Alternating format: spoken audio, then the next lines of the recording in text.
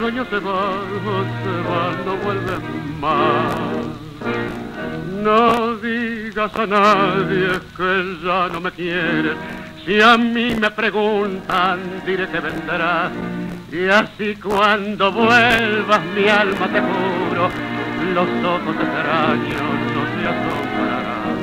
Verás como todo esperaban ansiosos, mi blanca casita y el viejo rosal. Y como de nuevo alivia su pena, vestido de fiesta, mi lindo arrabal. Rinconcito arrabalero, con el tono de estrellas de tu patio que quiero. Todo se ilumina cuando ella vuelve a verte. Y mi vieja madre selva están en flores para quererte. Oh, como una nube que pasa, mis sueños se van, no vuelven más. Estás escuchando Libre 99.3, Radio Libre.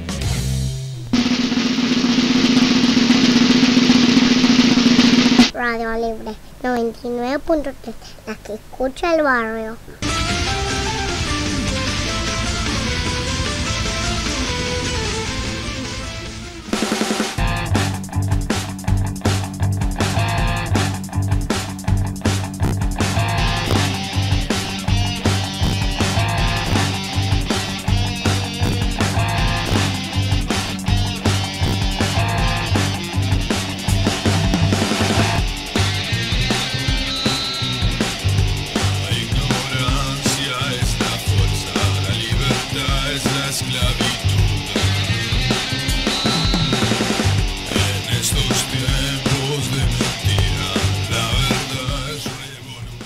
Buenas noches, ¿cómo están? 1984 nuevamente, 1984 Radio. ¿Cómo están? Estamos en la conducción como todos los miércoles. El señor Fleco. Hola Fleco, ¿cómo estás? ¿Qué tal? Buenas noches. Ha vuelto de viaje. Hola muchachos, ¿cómo andan? Sí, Fleco no. está. Federic. Hola Federic, buenas noches. ¿Cómo anda Pepe? Fleco. Bien. ¿Todo Ya de bien, vuelta ustedes? de viaje, ¿cómo anduvo eso? No, bien, lindo. ¿Bien? Lindo el campo, siempre el campo irse es... Despeja un poco la mente, ¿no? Ni hablar. Bueno, nada, mi nombre es Pepe. Hoy tenemos un programa interesantísimo. Hoy tenemos, entre otros temas, quédate con nosotros, escuchanos porque vamos a hablar, entre otros temas, de la cannabis. A ver, no de la marihuana, de la cannabis. ¿Vos sabés por qué está prohibida la cannabis? ¿Te lo preguntaste alguna vez? A ver, ¿sabés realmente por qué está prohibida? Hoy vamos a hablar de eso. Quédate también porque vamos a hablar en la sección comprendiendo el nuevo orden mundial, el grupo Bilderberg. Tenemos mucho para hablar sobre eso.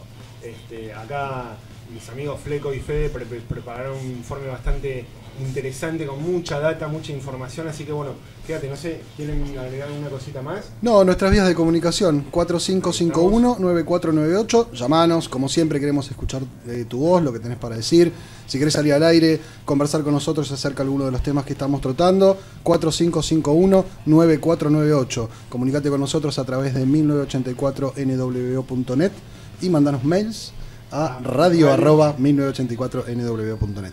¿Vamos con el programa? Vamos. Dale.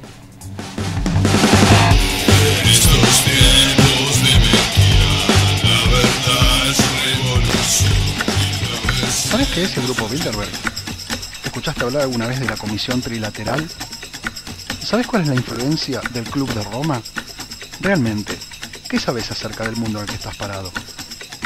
En épocas de mentira universal, decir la verdad se convierte en un acto revolucionario.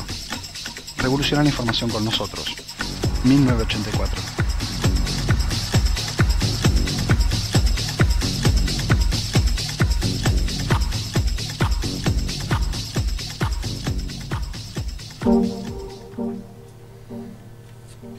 Bueno, vamos a hablar en esta oportunidad de un tema que, como bien marcaba Pepe, o sea, ¿por qué él dijo vamos a hablar de la cannabis y no de la marihuana? Porque no va a hablar solamente del componente psicoactivo, que es el que demoniza esta fantástica planta, sino justamente eso, la planta es la que es prohibida, Sí. porque toca intereses muy particulares. De eso nos va a hablar un poco Pepe tiene preparada mucha información. Fede, sí. Particularmente vamos a analizar el proceso en el cual esta sustancia se transforma en una sustancia ilegal. Hace varios años esto sucedió y bueno, vamos a estar entrando en ese tema y qué intereses corporativos estuvieron involucrados en ese cambio de situación para una sustancia. Y bueno, básicamente nos vamos a enfocar en eso. Bien, como vos decías, vamos a hablar un poco de la cannabis. Acá en América se lo conoció después como marihuana, pero ¿qué es la marihuana en sí? Es una planta, digamos, herbácea anual. Anual significa que tiene solamente un ciclo de vida de reproducción, o sea, crece, florece y se muere, no es como otras plantas que vuelven a tener un ciclo de vida nuevo. Y la cannabis es, digamos, una especie de cannabis sativas, o sea, hay 3 tipos de variedades. Lo que conocemos como cannabis es todo. Dentro de las cannabis tenés las cannabis sativas y dentro de las cannabis sativas tenés 3, digamos, variedades distintas. La cannabis sativa indica, la sativa sativa y la cannabis rudelaris. Es una planta, digamos, de la familia Cannabinaceae. Es originalmente de Asia Central y después, digamos, el cultivo se extendió a todo, desde Oriente hasta todo Occidente. Hay muchas referencias de la cannabis, digamos, en la historia del hombre. O sea, la cannabis, la primera referencia que hay es en el 8000 a.C. Esto obviamente según History of the World de la Universidad de Columbia. Dice que según los estudios arqueológicos, en esta época la marihuana ya era cultivada. Muchos estudiosos la han venido considerando la primer planta que cultivó el ser humano. Después también 2700, bueno, hace referencia escrita, digamos, sobre la cannabis, ya pasando, todo esto antes de Cristo, ¿verdad? Ya pasando, digamos, un poquito más acá, al 100 antes de Cristo los chinos fabricaban ya papel a partir del cannabis. Bueno, ya pasando a la época después de Cristo, digamos el 600 después de Cristo, ya los vikingos, los germanos, los francos ya elaboraban papel de cannabis. La palabra inglesa, digamos, en el año 1000, la palabra inglesa hemp es incluida por primera vez en el diccionario. En el 1545, los españoles traen la cannabis para lo que es Sudamérica, exactamente en Chile. Bien, por lo que contás, digamos, en diferentes épocas se dio la utilización de esta planta y por diferentes fines, ¿no? O sea, en el caso de la fabricación del papel, me imagino te referís al cáñamo, en otros casos se utiliza la flor, en otro caso, bueno, o sea, no es que se utilizó toda la historia para lo mismo, digamos, ¿no? Tenía multifunciones. Exacto. Justamente eso es lo que hace a esta planta tan especial. Ahora Pepe nos va a contar un poco más, pero es la multiplicidad de funciones que se pueden conseguir de una simple planta. O sea, no es solamente fumarla y sentir un estado de relajación o lo que sea, es todo lo que se puede hacer de una planta. O sea, ahora lo que te decía, nos va a contar un poco más Pepe, pero hay inclusive referencias en la Biblia. No solo eso, o sea, todas estas fechas que nosotros estamos mencionando ahora, en realidad no hablan de la cannabis como un psicoactivo, sino del cáñamo como planta. Por eso no digo marihuana y digo cannabis. Perfecto. Para aclararle para la gente que quizás entiende de que la cannabis se refiere solamente a la flor cuando se fuma y ese tipo de cosas. Acá estamos hablando de otras propiedades de la planta y vamos a tratar de analizar justamente esa multifunción y cómo después se llega a una situación en la cual eso va en contra de ciertos intereses, ¿no? Exactamente, porque eso es justamente lo que lleva a prohibir la planta, no su componente psicoactivo, que no tiene ningún tipo de consecuencias para el ser humano. No, seguro. En 1631 ya el cannabis es usado como moneda de cambio en las colonias americanas. O sea, no se conocía tal vez el oro y lo que utilizaban como moneda de cambio era justamente el cannabis. Pero, digamos, acelerando un poquito la historia, porque hay un montón de datos. O sea, yo estoy hablando de 1631 y voy a pasar a hablar justamente de 1776 porque es un dato, pero en el medio hay un montón de información. Y un cachito antes, esto seguramente no lo sabe porque esto no está en los libros de historia, pero la Pinta, la Niña y la Santa María, las velas eran de cáñamo. Es verdad. Mirá qué dato. Es verdad. Pero bueno, posterior a eso, 1776 decías, ¿no? Estábamos hablando de 1776. Es una fecha bastante interesante. Los que ya nos escuchaban desde los primeros programas. Se repite y se repite y se repite esta fecha. Exactamente. ¿En qué estamos hablando justamente de esta fecha? Que la Declaración de la Independencia no americana, porque América no es un país. Entonces, la Declaración de la Independencia de Estados Unidos es redactada en papel de cannabis. Mirá vos. Exacto. Y aún se mantiene en el Museo de Ciencia, en el Museo de Washington. Exacto. Y digamos que un dato también como para agregar a esto es que los padres creadores de Estados Unidos, no de América, porque América es un continente, repetimos, en su mayoría son conocidos como consumidores de cannabis. De esto yo no tengo realmente información que lo pueda respaldar, con lo cual tómenlo como una referencia nada más y no como un dato certero. Después, bueno, nada, en 1870, ya un poquito más para acá, el cannabis aparece en la farmacopea estadounidense como medicina para, digamos, varias enfermedades. Antes de irnos más lejos, quería aclarar, hasta el año 1830 todos los libros de texto escolares estaban impresos en papel de cáñamo. Exacto. Y o sea que tenía un uso industrial aceptado, masivo. Un montón de usos. Exactamente, o sea, vos estabas obligado, en las colonias norteamericanas al principio, estabas obligado a que una porción de tu tierra fuera plantada en cáñamo, porque eso era utilizado por el gobierno federal. Exacto, ya vamos a llegar a esa época y tengan en cuenta este dato que acaba de tirar recién Fleco. Un dato así también a nivel efeméride, si quieren, en 1890 el médico personal de la reina Victoria de Inglaterra, Sir Russell Reynolds, le receta a la reina de Inglaterra cannabis para sus problemas menstruales. Mirá. O sea, reconoce que el primer número de la revista de Lancet, que el cannabis, cuando está puro y es administrado cuidadosamente, es una de las más valiosas medicinas que poseemos. Me da gracia que esto sea cierto, entre comillas, hasta que lo dice Bernard Russell, no sé qué, en 1885, los chinos ya lo sabían hace 10.000 años. Aparte, la historia de la reina quizás fue que le dijo, fumate uno y relajate, ¿no? Sí, pero ahora cuando se bajó al libro fue que era por la porque eran problemas menstruales, claro, te duele. Claro. Exactamente, pero volvamos a esto que no es un dato inferior. La cannabis no es solamente fumable, o sea, se puede hacer un montón de cosas. Después, si quieren, vamos a explicarlo con más detalle, pero una propiedad analgésica muy fuerte. Miles, no una. Tiene un montón. Miles de propiedades. Pero bueno, de 1890 a 1915, que este es un dato donde, digamos, se hace el primer quiebre a nivel referencia en la historia, digamos que en California ya empieza a declararse a la cannabis como ilegal. Lo mismo pasa después en 1919 en Texas. O sea, ya en Estados Unidos se empiezan a encontrar en esta planta, con todas las propiedades que tenía, empiezan a encontrar un enemigo que levanta una alerta. Ya empieza a haber en 1915 y 1919 prohibiciones en Estados Unidos. Vuelvo a repetir con eso, no confundamos Estados Unidos con América. Ahí aparece de vuelta los Rothschild. Los Rothschild, a través de una de sus manos en Estados Unidos, que es DuPont. Vamos a llegar a DuPont. ¿Por qué empiezan a prohibir? O sea, es muy sencilla la ecuación. Vos tenés la misma cantidad de papel en una hectárea de cáñamo, que se recupera en un año, que la que tenés en una hectárea de árboles, que se recupera en 30 años. O sea, el costo, la ganancia es impresionante, claro, pero el negocio del papel en los Estados Unidos era gigante. Pero bueno, volvemos un poquito, ya acelerando un poco los tiempos, porque como decía hasta hace un rato, hay un montón de referencia de esto.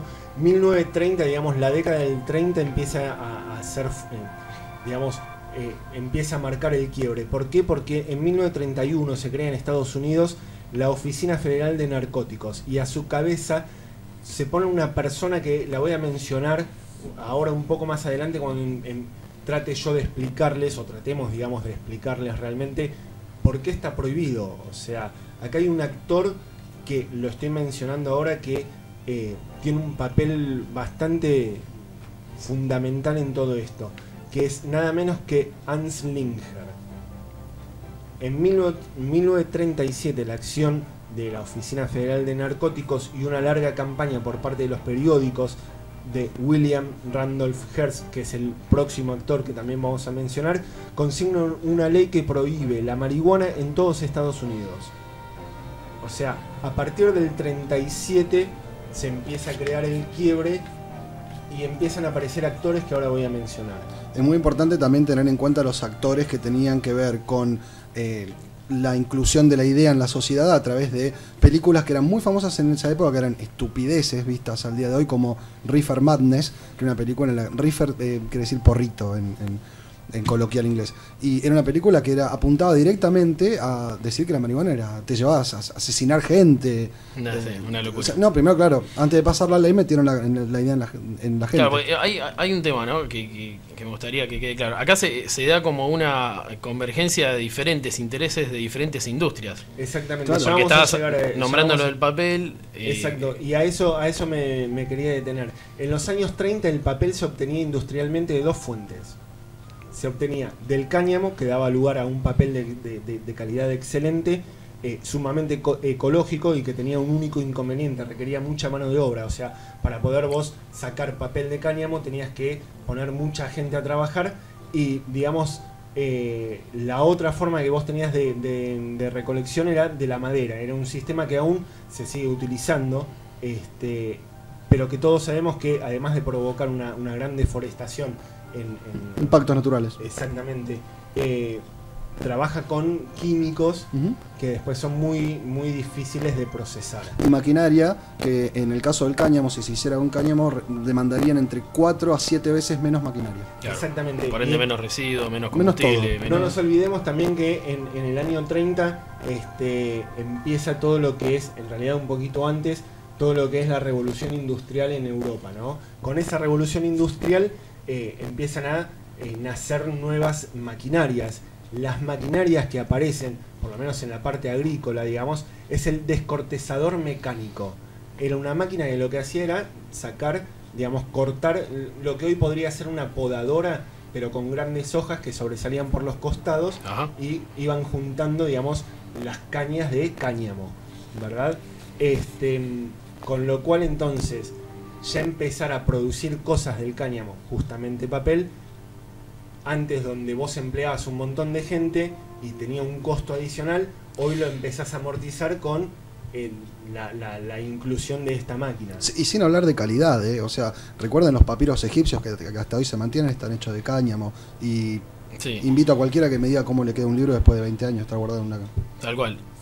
Otro tema que también es importante es la influencia que tuvieron los lobistas de los laboratorios. Exacto, ¿no? Pero vamos volviendo un poquito yendo más tema para la parte de los fármacos, la aplicación medicinal. Pero digamos, estamos hablando de la década del 30. ¿Por qué en esa época en donde estaba, digamos, explotando la revolución industrial en todos lados y donde se empezaba a conocer que el cáñamo era tan amigable para digamos, la industria misma? De hecho, ¿por qué en ese momento, en vez de aumentar la producción se estanca? ¿Por qué? Porque en ese momento entran justamente en juego tres personajes que yo les comentaba al principio. Uno de ellos es William Randolph Hearst. Es el hombre más rico en esa época de Estados Unidos. Era propietario de una importante cadena de diarios en Estados Unidos, y como empresa consumían grandes cantidades de papeles. Papel prensa, claro. Poner el nombre que vos quieras, pero en los hechos, digamos, él tenía que mantener todo su papel para lanzar sus diarios. ¿Qué es lo que hace entonces? Nada, trata de invertir en algo que no es negocio, o sea, invertir en comprar grandes hectáreas de lugares donde se ponían árboles y podía sacar de ahí el papel. No le alcanzaba eso como para poder prohibir lo que era la producción de cáñamo, entonces se tiene que asociar con nuestro segundo personaje, sí, de esta anécdota. ¿No, querías agregar algo? No, dale. Ok. Este segundo personaje, ya lo había mencionado en su momento Fleco, es nada más y nada menos que Dupont. Dupont. El mismo Dupont el de los encendedores. Exactamente. O sea, el de las gomas. Exactamente, necesitaba un cómplice poderoso. ¿Y qué mejor cómplice que Dupont? ¿Por qué Dupont? porque la empresa era una petroquímica, que en ese entonces ya contaba con plantas de petroquímica en todo su Pero ¿cuál era el interés de DuPont? Te cuento, esta empresa también tenía sus razones para combatir a esta planta, desempeñaba ser un incómodo, pero incomodísimo contrincante. Por parte de DuPont, la patente del ácido sulfúrico, o sea, DuPont tenía la patente del ácido. El ácido se empleaba para justamente sacar papel de la madera, no del cáñamo. El cáñamo no hace falta, tiene muy pocos porcentajes de ácido. Entonces, DuPont era el principal proveedor de ácido para el primer personaje que mencionamos. Sí. Y ambos eran miembros de la CFR, la cual vamos a hablar un ratito. Mira. Entonces, ¿qué hacen? Nada, se asocian. O sea, comparten interés. Exactamente. Entre los dos agarramos y combatimos al mismo enemigo. ¿Y el tercero quién era? El tercer enemigo es Hans Linger, ya lo habíamos mencionado al principio de todo. O sea, es un tipo que es interesante mencionarlo con un poco de cuidado. ¿Por qué? Porque volviendo un poquito a lo que es DuPont, DuPont acaba de desarrollar dos fibras artificiales también para ese entonces, el rayón y el nylon. Encontraba entonces en el cáñamo justamente un enemigo, claro, una competencia. Exactamente. Hace poco en Canadá hicieron un auto con fibra de cáñamo, un automóvil con fibra de cáñamo. Re loco. Exactamente, Ford estuvo relacionado con eso en otras épocas. Entonces, ¿qué sucede? Lo ponen a nuestro tercer participante, que era un político ruidoso y tenaz. O sea, el tipo metía mucho ruido a nivel presión social. Defendía obviamente los intereses de Hertz y DuPont enarbolando la bandera de la moral. Era un tipo bien americano, o sea, que defendía los intereses de Estados Unidos. ¿Y en qué le molestaba? Y en qué le molestaba que era un contrincante que tenía que destruir porque había empresas como DuPont y como esta cadena de diarios que no se veían beneficiadas por esto. Claro, bueno, y al prohibirse en Estados Unidos se prohíbe en todo el resto del mundo. Obviamente se mete presión a través de sus embajadas, sus economías, su comercio, y mete presión para que se... Y el tema de los laboratorios, digamos, de los medicamentos, había un montón de productos... Y porque el cáñamo tiene un montón de propiedades a nivel medicinal. Pero ¿no hubo lobby de los laboratorios? Sí, por supuesto, pero eso es en tiempos más modernos. O sea, vos acordate que después de la Segunda Guerra Mundial los laboratorios toman el poder que tienen hoy. Y obviamente esto se empieza a fijar la guerra contra el cáñamo a partir de esa fecha. Porque el tema de la farmacia también es... La farmacia, claro, a través de los laboratorios. Pero bueno, olvidemos. seguramente este tema da para muchísimo seguro. Más. Así es. Y bueno, ya como para redondear, digamos que los tres protagonistas, Hans Linger, DuPont y Hertz, con la ayuda de la mafia, no nos olvidemos que todo esto empieza a suceder en 1937, o sea, 1930 y pico hasta el 40 y algo. Lo que hacen es justamente encontrar en algo prohibido como es la marihuana una nueva forma de hacer plata. Ya lo habían hecho en 1920 con el alcohol, entonces dicen, bueno, si el alcohol cuando se prohibió nos hizo llenar de plata, con la marihuana hacemos lo mismo. Ahora está prohibido, tenemos cómo demostrar que metieron mucha psicología, eso. Sí, claro. Y ya ven que tiene que ver que no se prohíbe, como todo, no se prohíbe la planta por la droga, sino porque la planta en sí misma. Hace falta generar el consenso siempre para hacer todo lo tipo. Pero bueno, este tema da para seguir muchísimo más, así que bueno, pero si no nos comemos todo el programa. Y queremos saber un poco de los Bilderberg también. Gracias, seguimos con el programa.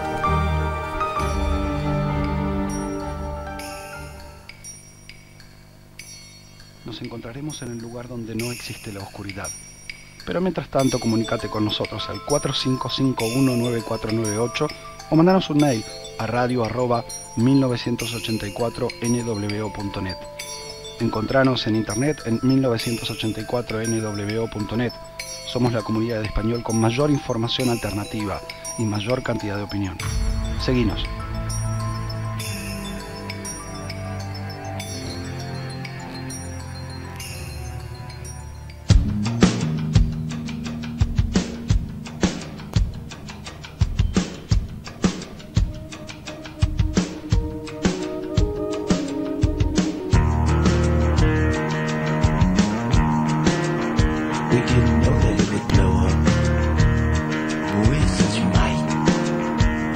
Stars are even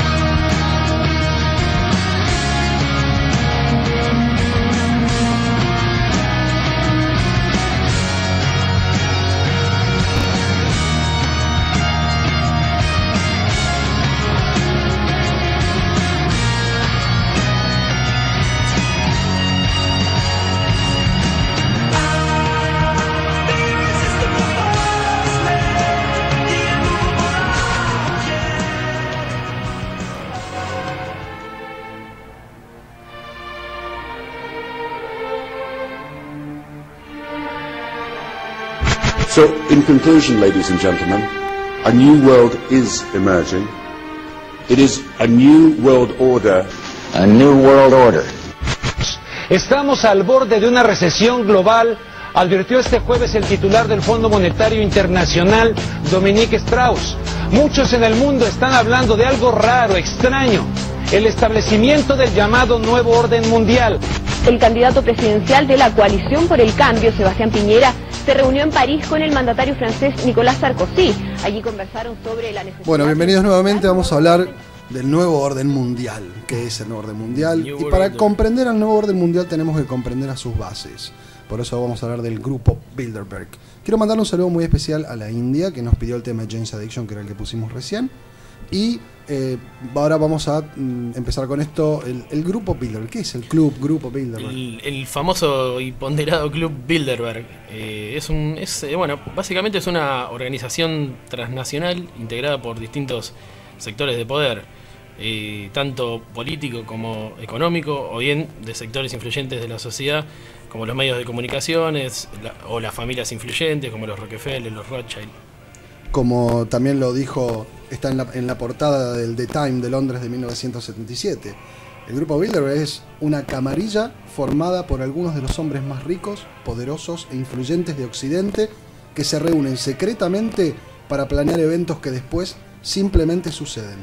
Así es un lugar y un momento en el cual se juntan todos estos sectores de distintos ámbitos de poder. Cada uno envía un representante, y dentro de estos representantes se pueden encontrar personas como David Rockefeller, George Bush, no sé, hay Robert McNamara, Henry Kissinger, algunos de estos que son muy conocidos, Bill Clinton, George Ball, que es el representante de la Lehman Brothers, Cyrus Sulzberger, editorialista del New York Times, en el caso de un medio de comunicación, y Hedy Donovan, el redactor en jefe de la revista Time. Y bueno, como te podrás imaginar, hay representantes de todos los sectores que lo que tienen en común es que tienen la posibilidad de manipular gente global, en masa. Claro, o sea, global. Ya sea desde un entorno económico, desde un entorno de comunicación a través de los medios masivos, a través de la política, del convencimiento, de lo que hablábamos antes, de generar un consenso popular a través de un discurso político para llevar a cabo una medida con fines personales de estos sectores. Este grupo se junta una vez por año y tratan temas de carácter internacional, expresándose cada uno desde su lugar. Un tal Joseph Ratzinger, que les dejo a los que les interesen para que lo busquen, igual pueden entrar al blog y ver esta información.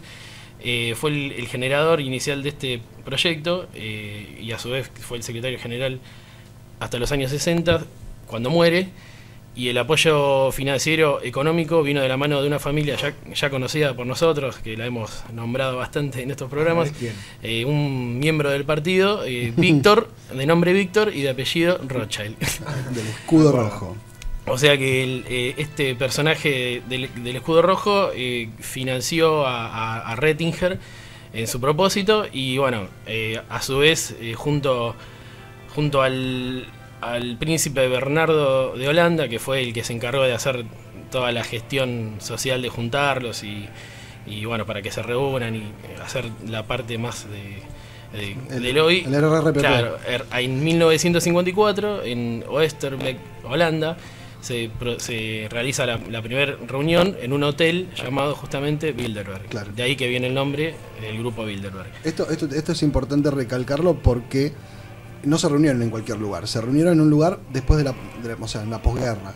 Sí. Donde Europa se dividía entre los soviéticos y la OTAN, y donde era indispensable generar un grupo de poder para establecer orden y control en el caos que era Europa y Estados Unidos en ese momento. Aparte, digamos, este tipo de planes se hacen en un contexto en el cual se quiere llevar al mundo de una situación bipolar, que era la que se utilizaba antes, por ejemplo, en el caso de Rusia, en la época de la Guerra Fría, estaban los rusos, los yanquis, y por otro lado Alemania estaba dividida. O sea, todo lo que se aplicaba era una política bipolar. Y con toda esta intención del nuevo orden mundial, a través de estos grupos y de este tipo de organización se busca generar una dinámica global a través de la globalización que ya está establecida y bueno, finalmente a través de un nuevo orden mundial. Por eso que es sumamente necesario que estos grupos de poder estén coordinados, porque si no, no se puede centralizar el poder. Claro. Está bien, este es el método, digamos, básico que vamos a ver en todos estos temas.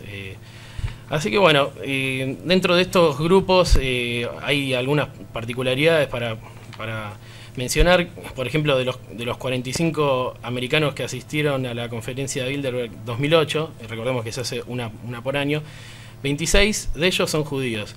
Esta es una representación numérica del 58%. Los judíos son aproximadamente el 2% de la población de Estados Unidos. Esto significa que están sobrerepresentados entre los asistentes americanos de la conferencia en un factor de 29 veces, o 2.900%. Bueno, el resto deben ser de otras religiones, no creo que sea un no, o sea, del bloque de Estados Unidos tenés ese porcentaje de judíos, supuesto, que a la vez es solamente el 2% de la población de Estados Unidos. O sea, que no están siendo representados realmente por la población. Claro. Está bien, ese es un poco el... Bueno, pero a lo que iba a decir, un poco dando soporte a lo que vos decías, es que si se reúnen los más poderosos del planeta en esta reunión, no podemos negar que los que manejan muchas de estas corporaciones son judíos. O sea, es natural que este número se dé en este grupo como en otros. Es un número símbolo, digamos, ¿no? Bueno, por ejemplo, el coronel Curtis Dahl, que es el ex yerno del presidente Franklin Roosevelt y personaje bien introducido en los medios financieros y políticos estadounidenses, definió al grupo Bilderberg como la fase mundialista del Consejo de Relaciones Exteriores norteamericano. La CFR. Y claro, de la famosa CFR y del Real Instituto de Asuntos Internacionales británico. O sea, sería como un segundo paso desde el CFR al mundo. Bueno, esto también es muy... está bueno lo que estás diciendo, porque vos estás hablando de otros grupos o sea, centros de pensamiento, los llamamos think tanks, no sé, los grupos de donde se sienta gente a pensar y a definir cosas, que les pagan para eso. Le pusieron nombre ya. Claro. Think tanks. Claro, los think tanks. Y uno de ellos son los que vos decías, la CFR, el grupo Tavistock, el Club de Rumo, la Comisión Trilateral. Bueno, la Comisión Trilateral trabaja más desde Estados Unidos, es más para otra cosa. Es el bloque. Pero recordemos que todos estos grupos que vos estás nombrando, el fin fundamental de cada uno de estos grupos es instaurar gente de su ámbito en puestos de poder político, no en puestos de poder económico, o sea, para eso hay otras organizaciones. Claro. O sea, la gente de Bilderberg ya está establecida económicamente. Claro. Por ejemplo, es de nombrar que el presidente Bill Clinton fue elegido en el grupo Bilderberg y después fue elegido en los Estados Unidos. Con Obama pasó lo mismo. Y es muy notorio el caso de Von Rompuy, que Von Rompuy era el primer ministro de Bélgica, va al grupo Bilderberg, al otro año lo nombran presidente del Consejo Europeo, eso no lo vota nadie porque se nombran entre ellos, y deja Bélgica sin primer ministro por 1 año y medio. O sea, a ese nivel de decisiones son las que se llevan a cabo en el grupo Bilderberg. Ese es el nivel de peso que tienen las naciones en este tipo de planes. Ninguna. Por eso mismo. Ninguna. O sea, la independencia de los pueblos quedó sepultada hace un rato. Bueno, vos ten en cuenta también, yo quería contar un poquito cómo es la dinámica del grupo Bilderberg. Me parece interesante contarlo. Sí. Hay 40 miembros que son honorarios, se llaman miembros honorarios. Los miembros honorarios son miembros que van todas las reuniones. Y esos 40 miembros extienden invitaciones a otros miembros que van solamente a esa reunión, o alguna repetida, digamos, pero no son miembros honorarios. Son en total en cada reunión 130 personas. La dinámica se hace durante un fin de semana largo, porque arrancan un jueves a fin del día y terminan el domingo bien tarde, y tienen 4 jornadas de trabajo por día, o sea, se juntan en grupos de tareas. Fin de semana largo en Bilderberg. Sí, se juntan en grupos de tareas. El único día libre que tienen es el sábado, que es donde hacen tareas recreativas, pero en realidad se juntan en las charlas unilaterales, como se hace muy seguido, por ejemplo, en el foro de Davos. En el foro de Davos hay salitas donde uno se sienta con los 2 presidentes de 2 bancos a definir cómo van a poner las tasas el año que viene. Entonces el grupo Bilderberg tiene un nivel de poder absolutamente nefasto, y no olvidemos que el fin de todo esto es establecer, porque de vuelta estamos hablando de gente que establece poderes políticos, el económico ya lo tienen, es establecer un gobierno político mundial centralizado, que es lo que nosotros conocemos como nuevo orden mundial. Así es. Y otro detalle interesante es que este tipo de reuniones en ciertos países, como Estados Unidos, por ejemplo, es ilegal. ¿Por qué es ilegal? Porque cuando un presidente de un país se junta con otros representantes de otros poderes, debe informarlo. Claro. Y ellos no lo informan.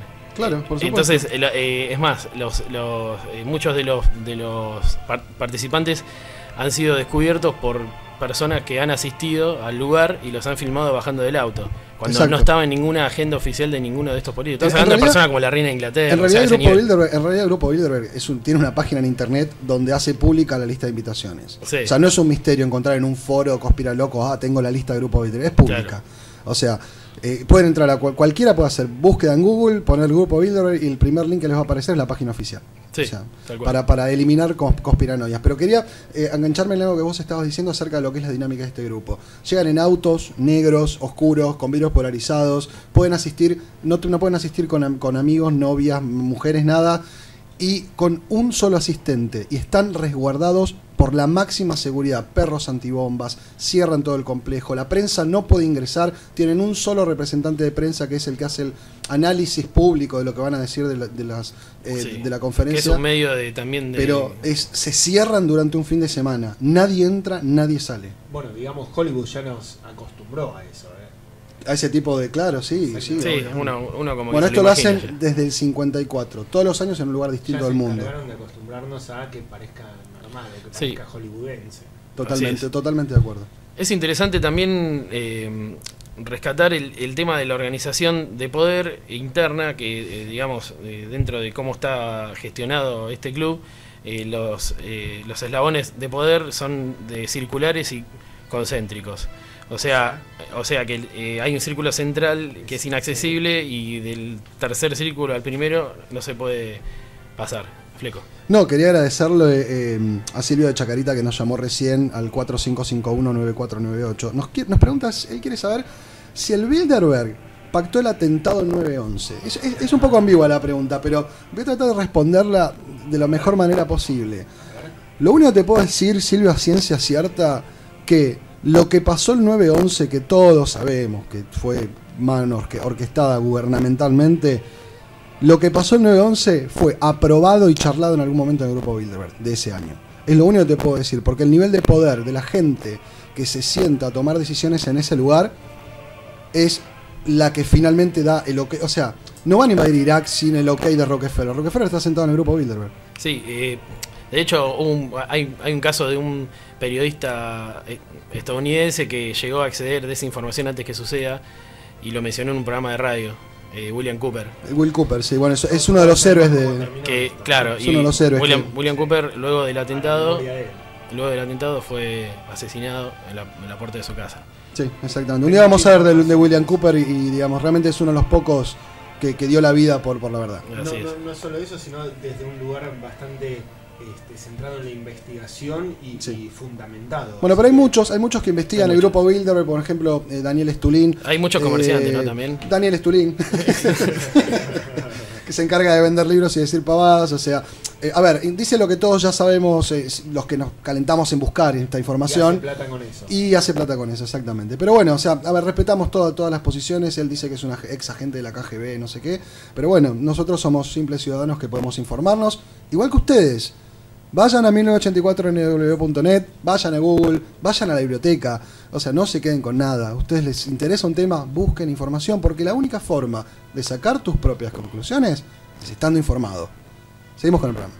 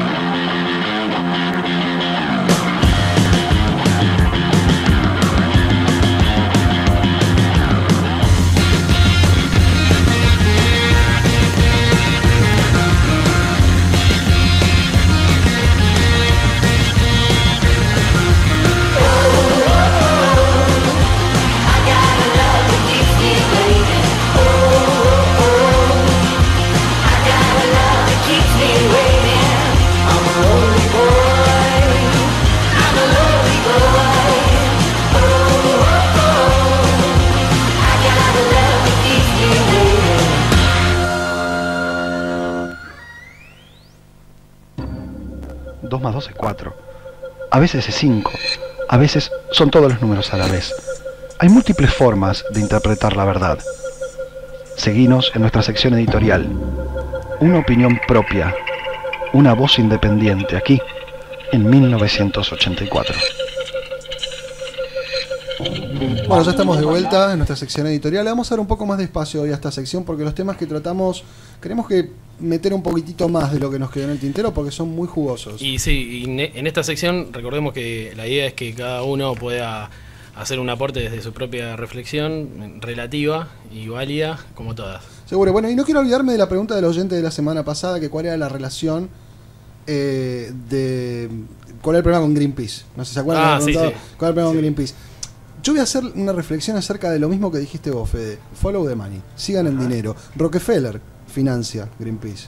La Fundación Rockefeller financia Greenpeace. Miembro del Club Bilderberg. No, sí, y bueno, y amigo de los Rothschild. Pero bueno, esa era la relación que por ahí estaban buscando. Se los quería comentar. Bien. Y vamos a cerrar un poco hablando de lo que conversamos hoy. Muy interesante lo de la cannabis. La verdad que da para mucho, pero mucho más. Ni siquiera tocamos el tema de la manipulación que hay a nivel sociedad. No, seguro. Es entender un poquito, a ver, ¿por qué está prohibido? ¿Quién decidió que esté prohibido? ¿Por qué no se prohibieron? Sí, 3 tipos. Exactamente. ¿Por qué no se prohibieron los tomates? ¿No? Claro, el tomaco. El tomaco, claro, de los Simpsons. Exactamente. Entonces, un poco la idea es entender que hubo 3 empresas que encontraron en una planta que en realidad beneficia a toda una humanidad, sin importar desde qué lugar. 3 tipos decidieron que por un tema, no nos olvidemos, económico, esto no es ni más ni menos que plata, o sea, decidieron que el cáñamo tenía que ser prohibido, no la marihuana, o sea, entendamos la diferencia. Sí, prohibieron la planta. Claro. Tengamos en cuenta que actualmente se podría tranquilamente, a ver, si lo querés hacer, ¿no? Decís, bueno, hago legal esto y tengo una plantación de 1 hectárea de cáñamo y genéticamente retratada para que el THC, que es el componente activo, no figure en la planta. Y listo, y utilizar la planta para cualquier cosa menos para fumarla. Claro.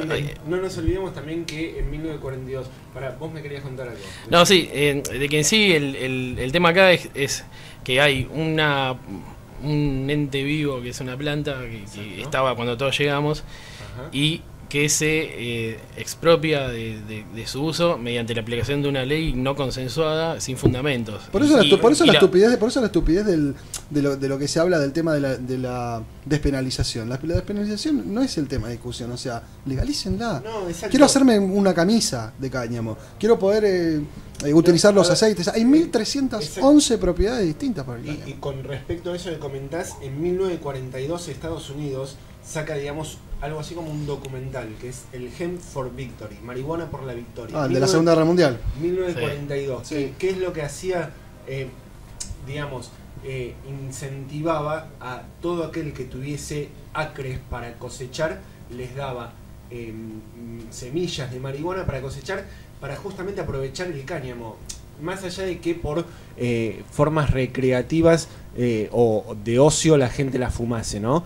Pero aprovechaban, digamos, la planta para, entre otras cosas, hacer las sogas que amarraban la primer flota yanqui que después salía a invadir países. No quiero dejar pasar, me acaba de acercar nuestro productor, Ronco, nos lo saludamos hoy, a Cristian tampoco, nuestro conductor, estábamos tan acelerados. Sí, están los chicos también de Martes en Shanghái, ahora vienen, quédense, no se vayan. Sí, relajen un poco. Sí, a matarse un poco de risa.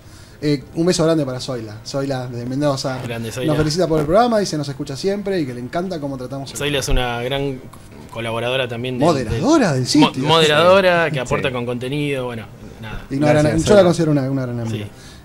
Bueno, y está bueno lo que estaba diciendo Pepe recién. Hablemos seriamente. Si podemos tratar este tema seriamente, también podemos tratar seriamente el tema de que no existe un solo caso registrado en la historia de la humanidad de alguien muerto por consumo de marihuana. Claro. Terminemos Hay un montón de información sobre eso. Es más, uno de los casos símbolo fue el pibe que se llevaron preso una noche porque tenía un porro, digamos, y el pibe tuvo un problema en la cárcel y se suicidó.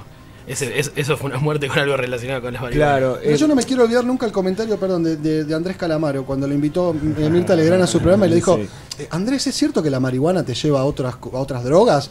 Drogas más duras. Sí, y Calamaro la miró y le dijo, mira Mirta, el único lugar que te lleva la marihuana es la heladera. Totalmente es de cierto, acuerdo. digamos, eso, o sea, si vos vas a tomar cocaína, podés tomarla sin necesidad de haber fumado marihuana antes. O sea, me parece hablemos seriamente del tema. Y empecemos a investigar acerca de los beneficios que tiene la marihuana, de cómo podemos dejar... Del cannabis. Exactamente, del Hagamos cannabis, perdón. Aparte, perdón. es un tema que ya es parte de la cotidianidad de mucha gente que nos rodea, hasta puede serlo de nuestros hijos. Y si nosotros no estamos informados, si no hablamos con la verdad, desde lo que puede producir, desde lo bueno, desde lo malo, Exactamente. O sea, sí. Pero o sea, está mal que yo llegue a la noche después de 14 horas a laburar, me fumo un porro, pero está bien que me tome un Prozac. A ver, Claro, pensemos en esto otro. Está mal que yo me fume un churro cuando llego a mi casa, pero está bien comprar 20.000 pesos en armas como sucedió hace poquito en Denver. Claro, sí, que eso sea legal. Esa discusión, digamos, ya está más que claro. Yo lo que quería agregar un poco, yéndonos para el otro tema que estuvimos hablando hoy del Club Bilderberg, es que, bueno, yo cuando, particularmente cuando hablamos de estos grupos de poder o familias toda organización que tiene alguna trascendencia, trato de ver qué funcionamiento interno tiene y cómo se gestiona y cómo logra objetivos. Porque por más que no nos guste, el objetivo se logra.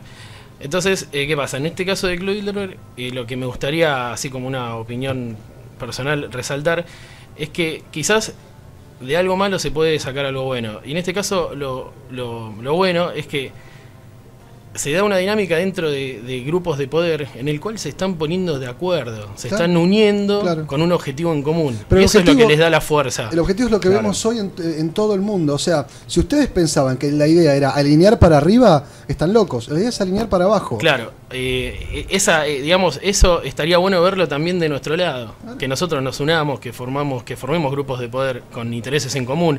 No por una cuestión de invadir a nadie, ¿no? Sino por una cuestión de defender lo que es nuestro por derecho, por estar en este planeta flotando en el medio del espacio. Exacto, es digamos que ellos se asomen al mismo espejo que nos presentan. Por eso, esa dinámica, esas cosas está bueno verlas quizás. Cierto, si no nos dejan soñar, nosotros no los vamos a dejar dormir. No, totalmente, totalmente. Es así, no, pero es así, los grupos de poder como el grupo Bilderberg, ojo, hay grupos de poder en todo el mundo, o sea... Seguro, a distintos niveles, obvio, siempre hay. Un día vamos a hablar, por ejemplo, de otro grupo muy interesante, que es la Escuela de las Américas, que es la que tiene influencia directamente en lo que pasa en América Así Latina, es, o como hablábamos en otros programas de Rothschild, el tipo, digamos, se puso un objetivo y lo llevó adelante y lo logró. ¿Por qué? Claro. ¿Por qué lo logra? Lo que pasa es que llegó un momento que tuvo tanta guita y tuvo tantas cosas. ¿Qué me queda? Pero salió de una casa, de un negocio en Frankfurt de la nada. Exacto. Entonces, a lo que voy es que, al margen que las intenciones no sean compartidas o la ideología de la forma de vida, podemos aprender de lo metódico. Claro, exacto. Y si cualquiera de nosotros que se pone las pilas y encara un objetivo fuerte y se organiza y hasta puede hacer planes transgeneracionales para su objetivo, para algo bueno, son herramientas que son muy útiles. Totalmente de acuerdo. Obviamente, la idea es, lo que hacemos desde aquí es mandar o dar toda la información que nosotros podemos compartir con ustedes, siempre animándolos a que ustedes busquen por sus propios medios, saquen sus propias conclusiones. ¿Cómo es? El otro día los escuchaba en el programa de radio y vos, Fede, decías algo muy interesante. ¿Qué es la verdad? Es algo que vos sabés, que vos lo tenés adentro, es esa cosa que te calienta las tripas, que sabés que eso es cierto, aunque todo el mundo te diga que estás equivocado. Y lamentablemente funciona de esa forma. Así y sumándome a lo que vos decís, y los invito a leer a Bertolt Brecht en algún momento, pues un gran escritor. ¿Cómo es? Bertolt Brecht, un gran escritor, los invito a leerlo. Él hablaba justamente de esto y decía que la gente imprescindible. Él hablaba de no hacen falta tener 50.000 personas, digamos, lo que hace falta tener es 5 o 10 imprescindibles, que son los tipos que van adelante con todo. Tenemos que lograr conseguir esa conciencia de lo que vos decías, juntarnos, agruparnos, pensar en grupo, como hacen ellos, para sacar ideas en grupo. Hace falta que aparezcan más idealistas digamos, de la definición que usaba este escritor, y no me acuerdo el nombre. El que acabo de decir yo. José Ingeniero. José Ingeniero, en El hombre mediocre, que define al idealista como alguien que de repente, bueno, sale con una idea, con un empuje y saca energía de la nada para hacer un startup, digamos, ¿no? Seguro, y no se dejen manipular, porque eso también es lo que está pasando. Miren lo que está pasando en el mundo, las revoluciones a través de Facebook, las revoluciones digitadas por Twitter. No se dejen manipular. Los indignados de España que van a indignarse sacando fotos con sus iPhones y sus zapatillas Nike. No se dejen manipular. Bueno, sigan sus propios hace instintos. poco tuvimos, no me olvido, fotos que hemos puesto en la página, nuestros cacerolazos últimos, en un descapotable Mercedes-Benz. Sí.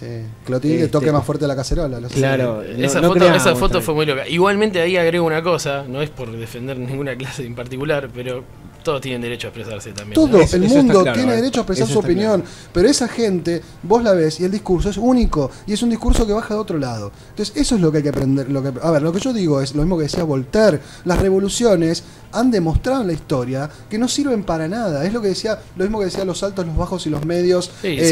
George Orwell decía, los bajos están abajo, los medios están arriba, en el medio, y los altos están arriba. Y una vez los del medio se enojan, entonces derrocan a los de los altos y ellos se convierten en los altos y los bajos están siempre abajo. Entonces las revoluciones no cambian nada. Lo que decía Voltaire es que los cambios cambian cosas, o sea, los cambios críticos, o sea, que caiga un meteorito, no sé, cambios, y eso se puede lograr desde la conciencia crítica y juntándonos. Siempre que hubo una revolución, lo que se ve como un factor común que a lo largo de la historia es que cada vez que hay un cambio, el cambio tiende a centralizar el poder aún más. Totalmente. O sea, y los últimos ejemplos, bueno, fueron el caso de Rusia que decíamos antes, el caso de Alemania con el muro que se derriba, la globalización, y los cambios van siempre a la centralización. Exactamente. Uno de todo. Hace poquito estábamos hablando, si mal no recuerdo, en el programa anterior o el otro, justamente esta nueva inclusión de Venezuela en lo que es Mercosur. Y veíamos a Mercosur no, digamos, como tal vez un sector en el mundo, sino más bien como un actor de poder. Exactamente, como un actor de poder. Y eso obviamente va a generar algún tipo de cambio. Es claro, bueno, haces primero 4 grupos, después haces uno solo, ¿no? O sea, Europa, África por un lado, qué sé yo, y después haces uno solo. Pero bueno, pero ojo, los eventos catalizadores son los que son necesarios para producir estos cambios. Un evento catalizador es lo que ellos también buscan. El grupo Bilderberg es un generador permanente de eventos catalizadores, como la guerra del Golfo, el ok de algunos sectores al atentado de las Torres Gemelas. O sea, generan eventos catalizadores que después generan cambios a nivel global. Y la crisis que se está orquestando, porque está siendo impuesta a nivel con... Sí, cada vez hay menos dudas. Exactamente, en Europa es parte de eso. O sea, la idea no es que haya un primer mundo, sino que todos seamos el tercer mundo, y a partir de ahí empezar a dar los pasos necesarios a nivel político para lograr un gobierno central unificado. A ver, lo están pidiendo en todos lados. Ustedes lean los diarios, presten atención. Aparte el proceso de la destrucción de las instituciones de todo tipo, instituciones religiosas, instituciones como puede ser hasta la estructura de la familia como institución, como núcleo más chico de la sociedad. Las instituciones de todo tipo están siendo destruidas.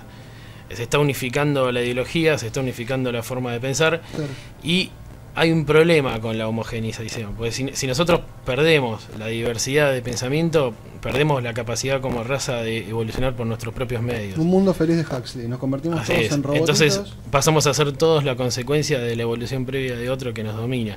Claro. Y eso da lugar solamente si nuestra actitud es pasiva. O sea, si nosotros no hacemos nada, esto sucede. Entonces hay que estar muy atentos y hay que despertarse, gente. Hay que despertarse. Totalmente. Hay que ponerse las pilas, dejar de no tengas más tarjeta de crédito. No hay que sumarse más a la boludez. Todos sabemos cuáles son las boludeces que hacemos. Es una lucha que no se hace de un día para otro, pero es un proceso que tenemos que encarar. Pero también es importante entender que hay formas. O sea, hay formas y cada uno tira la suya. Hay formas. Qué sé yo, hay formas de reemplazar. Estaba escuchando hoy que capaz en otro momento seguramente lo vamos a tocar. Argentina hoy por hoy es un país que está capacitado para generar 30 gigawatts de energía eólica y solo genera el 0,5 de eso. Bueno, pero también hay mucho chamullo atrás de eso. Hay cambios, digo, volvamos a otro tipo de sistemas, o sea, aprovechemos los recursos naturales pero de otra forma. Bueno, pero hay mucha manipulación también con eso, con los, Claro. con los medios alternativos. Mira, lo que hablábamos recién de Greenpeace. Greenpeace está bancada por Rockefeller. Rockefeller es el dueño de Standard Oil.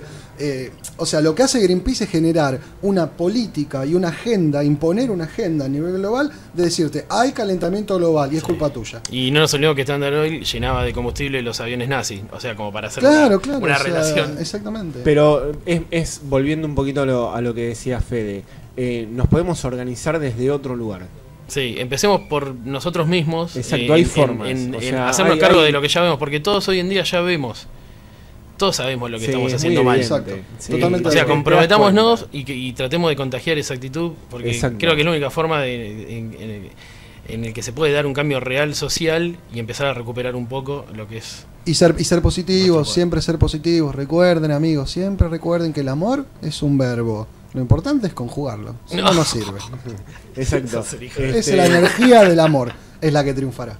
Bueno, Nos estamos nada, despidiendo. Nos estamos yendo. Mucho amor para nuestros oyentes, Gracias, mandamos. exacto. Gracias a todos los que nos estuvieron escuchando, nos estuvieron bancando. Muchas gracias a Ronco, que estuvo en la producción, Sí, que ahí grande, tenés grande llamado. Ronquito. Gracias, Cristian. Con Bien. la conducción, ya vienen los chicos de Martes en Shanghái, no se lo pierdan. Lo dejamos Exacto. bastante picoteado, así que van a sí. relajar un poco con eso. Téngannos un poquito de paciencia. Ahora, en un rato, vamos a ver si ya subimos de nuevo este programa. A la página, ¿no? 1984 en exactamente. nw.net. Tenemos el premio para el miembro 911. Que lo tenemos, Ah, el miembro 911. tenemos que se sumó. anunciarlo. Wow, Sí, sí. Exactamente, ya lo vamos a. Estamos a llegando comentar. a los 1000 miembros dentro de poco en el. 11.200 posts. ya. Sí. Sí, o sea, todo lo que tocamos lo pueden investigar en la página, repetimos, www.1984nw.net. Hay un buscador, tiran ahí la palabra que están investigando y seguramente van a encontrar un montón de información. Si no, nos preguntan. Nada, el miércoles que viene los invitamos a que nos vuelvan a sintonizar. Gracias por los mensajes. No se escuchen. Che, Sí, nos vale, bueno, ¿cómo que no? nada, Listo. 1984. Gracias a todos por los mensajes Sí. recibidos, muy amables y bueno. Un estamos beso muy hablando. grande para todos, nos vemos el miércoles que viene. Gracias. Dale, besos.